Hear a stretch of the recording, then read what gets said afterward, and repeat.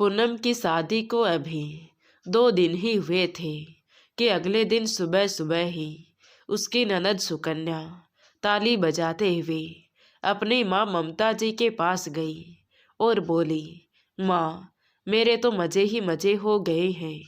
मेरी तो 2 भाभियाँ हो गई हैं। अब तो मैं दोनों से जमकर सेवा करवाऊंगी। आखिर छोटी ननद जो हूँ तो हक तो बनता है। उसकी बात सुनकर बड़ी बहू सरिता के होठों पर हल्की सी मुस्कान तैर गई, मगर आंखों में चमक कुछ और ही कहानी कह रही थी। वो जल्दी से सास और ननद के पास आई और बोली, हाँ दीदी, अब तो मेरी भी सेवा करवाने के दिन आ गए हैं। सालों से मैं ही ये सब करती आ रही हूँ, अब ज़रा मुझे भी तो आराम चाहिए।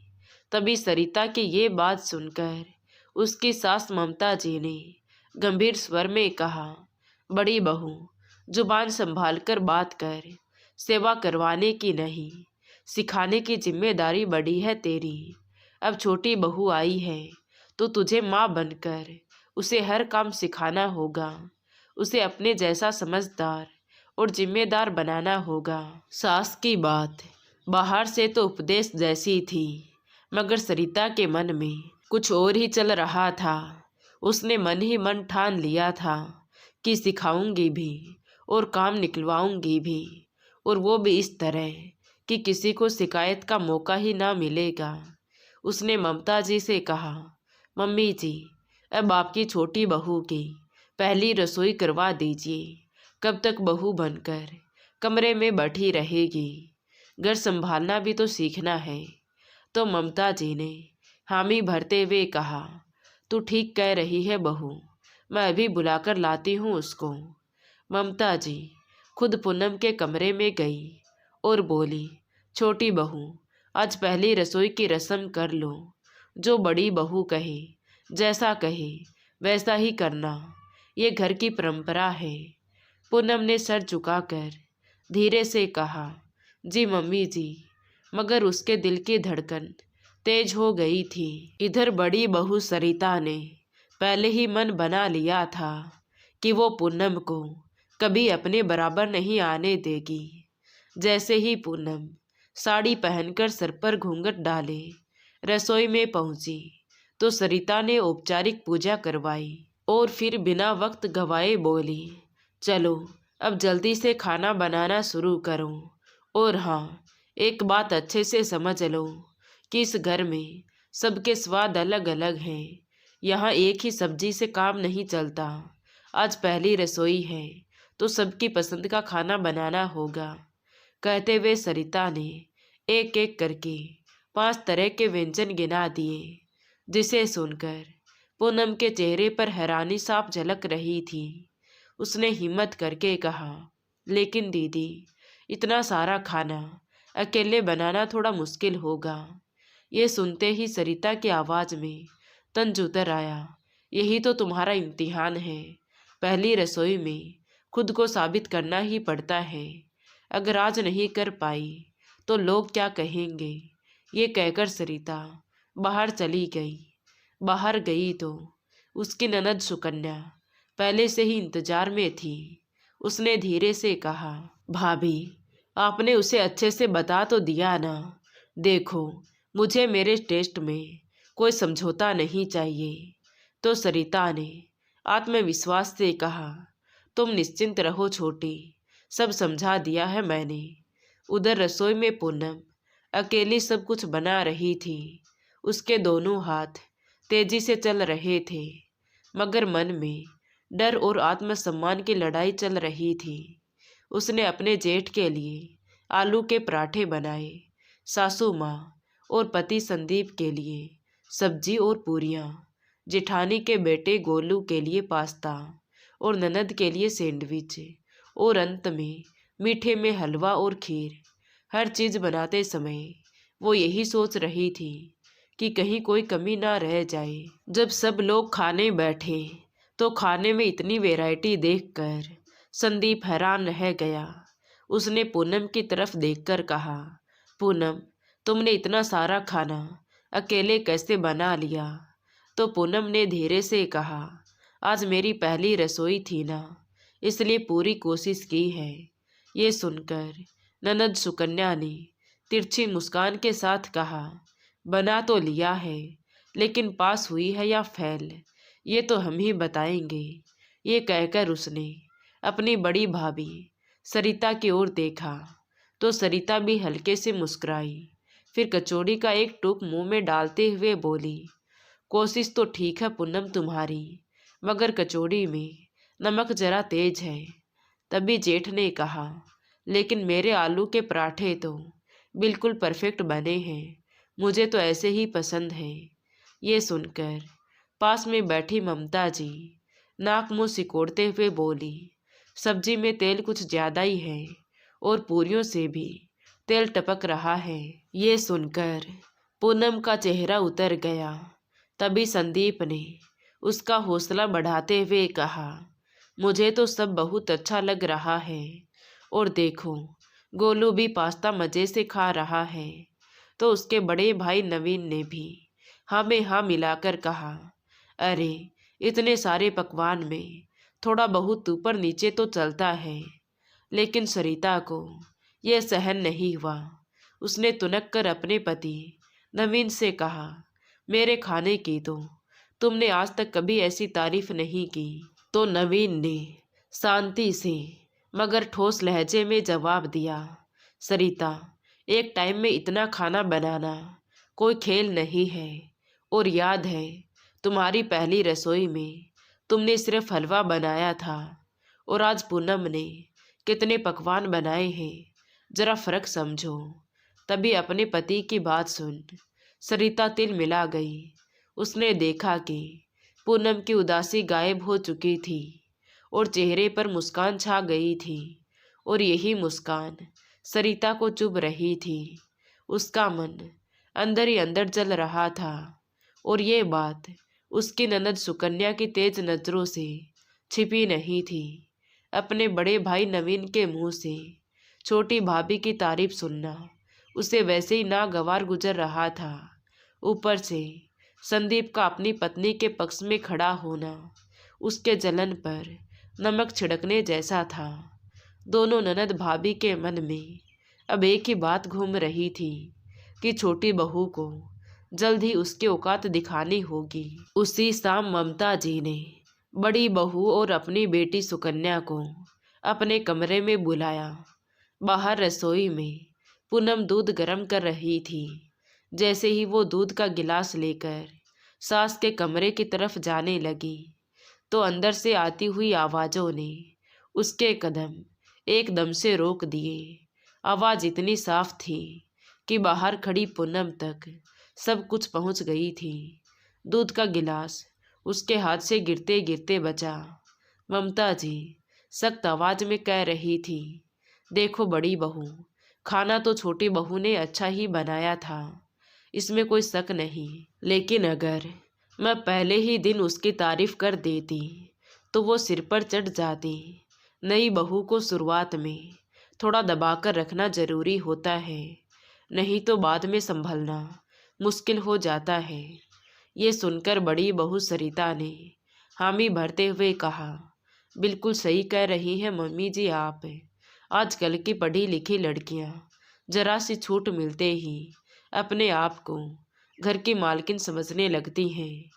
तभी सुकन्या ने भी जहर घोलते हुए कहा, और मम्मी, ये तो बड़े शहर से आई है, इसके अंदर घमंड कितना भरा हुआ है। मुझे तो नहीं लगता कि ये कभी मेरी वैसी सेवा कर पाएगी जैसे बड़ी भाभी ने की है। बाहर खड़ी पूनम का चेहरा तमतमा उठा। उसकी आंखों से गुस्सा साफ दिखाई दे रहा था। वो मन ही मन बुदबुदाई कि मैंने इतनी मेहनत की और इन तीनों के मुंह से तारीफ के दो शब्द भी नहीं निकले। क्या जलन इंसान को इतना गिरा सकती है। उसी पल पूनम ने तय कर लिया कि मैं दबने वाली नहीं हूँ। मैं पढ़ी लिखी हूँ, समझदार हूँ, और ईंट का जवाब पत्थर से देना भी जानती हूँ। अगर ये लोग मेरे साथ खेल खेलने की सोच रहे हैं तो उन्हें समझ लेना चाहिए कि मैं कोई कमज़ोर नहीं हूँ। अभी कुछ दिन सबका असली चेहरा देखती हूँ, फिर तय करूँगी कि अगला कदम क्या होना है।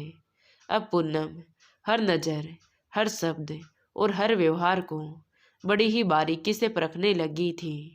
सुकन्या ने मन बना लिया था कि वो पूनम की हर बात में कमी निकालेगी, और बड़ी बहू ने भी ठान लिया था कि वो उसे सबकी नज़रों में इतना गिरा देगी कि उसकी कोई सुनवाई ही ना होगी। मगर फर्क बस इतना था कि इस बार पूनम उनकी साजिश से अनजान नहीं थी। फिर भी उसने ये सब अपने पति संदीप को नहीं बताया, क्योंकि नई नई शादी थी, नए रिश्ते थे। इसलिए उसे डर था कहीं संदीप बात को हल्के में ना ले ले या गलत ना समझ ले। इसलिए उसने चुप रहना ही ठीक समझा। लेकिन उसकी शादी को अभी 10 दिन ही हुए थे कि बड़ी बहू सरिता ने फिर जहर उगलना शुरू कर दिया। वो ममता जी के पास जाकर बोली, मम्मी जी, आपको पता है आपकी छोटी बहू ने क्या पहना है? अभी मैं उसके कमरे में गई थी तो वो सूट पहनकर खड़ी थी, और आपको तो सूट पहनने बिल्कुल पसंद नहीं है। मगर उसे कौन समझाए, वो तो अपने आप को महारानी समझती है। ये सुनते ही ममता जी का चेहरा लाल हो गया। वो बिना देर के पूनम के कमरे में पहुंची और सख्त आवाज में बोली, छोटी बहू, अभी शादी को दिन ही कितने हुए हैं और तुमने सूट पहन लिया। अरे हमारे घर की बहुएं सूट नहीं पहनती हैं। ये सुनकर पूनम दंग रह गई। मम्मी जी, मैं तो अभी ये सूट पहनकर बाहर भी नहीं आई, फिर आपको कैसे पता चला? और मम्मी जी, कपड़ों में सूट हो या साड़ी क्या फ़र्क पड़ता है? इज्जत इंसान के व्यवहार में होती है। इतना सुनते ही ममता जी आग बबूला हो गई। तभी पीछे से सरिता आकर बोली, देख लिया ना मम्मी जी, अभी दिन ही कितने हुए हैं इसकी शादी को, और जवाब देने लगी है। मैं तो कभी आपकी मर्जी के खिलाफ नहीं गई। उसी पल पूनम सब समझ गई कि जरूर सरिता भाभी कमरे में आई होगी और बाहर से देखकर कहानी बता दी। मगर बात यही नहीं रुकी। शाम को संदीप के ऑफिस से आते ही ममता जी ने उसे भी शिकायत कर दी। संदीप ने भी पूनम से कहा, पूनम, अगर मम्मी को सूट पहनना पसंद नहीं है तो मत पहनो ना, बात खत्म करो। पूनम ने सोचा किस लिए घर में कलेश करूं। ये सोचकर उसने सूट पहनना भी छोड़ दिया। इसके बाद तो जैसे सास, ननद और जेठानी तीनों ने मिलकर उस पर तंज कसना शुरू कर दिया। बड़ी बहू ने घर का कोई काम करना लगभग छोड़ ही दिया था। पूनम से हर काम खड़े खड़े करवाया जाता। एक दिन पूनम ने कहा, दीदी, मैं सब्जी काट रही हूँ तो आप आटा गूंथ लीजिए, इससे काम जल्दी हो जाएगा। तो सरिता ने आंखें तरेर कर कहा, मुझे तुम्हें सिखाना है इसलिए मैं नहीं करूँगी। मम्मी जी ने मुझ पर तुम्हें सिखाने की जिम्मेदारी छोड़ी है। पूनम ने संयम खोते हुए कहा, दीदी, उसकी ज़रूरत नहीं है, मुझे सब आता है। ये सुनकर सरिता व्यंग्य से बोली, हाँ हाँ, दिख ही रहा है कैसा आता है। तभी अंदर से उसके ननद सुकन्या ने आवाज़ लगाई, भाभी, मुझे चाय चाहिए और कमरे में ही भेज दीजिए। पूनम सब काम छोड़कर उसके लिए चाय बनाकर लेकर गई, लेकिन फिर भी सुकन्या का मुंह बन गया। भाभी, इतनी देर कहाँ लगा दी? यहाँ मैं पागल बैठी हूँ क्या जो आपको आवाज़ देती रहूँ? पूनम कुछ नहीं बोली, लेकिन अब उसकी सहन शक्ति जवाब देने लगी थी। वो जैसे कमरे से बाहर गई तो उसकी जेठानी कमरे में आई और अपनी ननद से बोली, देखो तो दीदी, मैं कोई इसकी नौकर हूँ क्या? मुझे आटा गूंथने को कह रही है। अरे मैं जेठानी हूँ, सास के बराबर हूँ। तभी सुकन्या बोली, और नहीं तो क्या भाभी, और देखो मेरे लिए तो कुछ करती ही नहीं है ये। दोनों की बातें सुनकर बाहर खड़ी पूनम ने उसी पल तय कर लिया कि अब बस बहुत हुआ। दोपहर को सुकन्या ने पूछा, भाभी, खाने में क्या बनाया है? तो पूनम ने ठोस आवाज में कहा, आज राजमा चावल बने हैं। ये सुन सुकन्या ने नाक सिकोड़ते हुए कहा, लेकिन मुझे तो पास्ता खाने थे। इस बार पूनम खामोश नहीं रही और बोली, हमने अपने लिए खाना बना लिया है, अगर तुम्हें पास्ता खाने हैं तो खुद बना लो। ये सुनकर सुकन्या उसे फटी आंखों से देखती रह गई। बड़ी बहू सरिता भी तुरंत बोली, ये कैसी बदतमीजी है पूनम। देखिए मम्मी जी, इसने सुकन्या के लिए खाना बनाने से मना कर दिया है। तभी ममता जी कुछ कहती, उससे पहले ही पूनम ने साफ और सख्त लहजे में कहा, बात को घुमाइए मत दीदी, मैंने खाना बनाने से मना नहीं किया है, मैंने खाना बना लिया है, मगर अब अलग अलग फरमाइशों पर अलग अलग खाना नहीं बनेगा। जिसे चाइनीज खाना है वो पहले बताएं या बाहर से मंगवा ले। इस बार ममता जी भी कुछ नहीं बोल पाई। उस दिन पूनम ने बिल्कुल साफ शब्दों में कह दिया था कि वो अलग अलग फरमाइशों के हिसाब से खाना नहीं बनाएगी।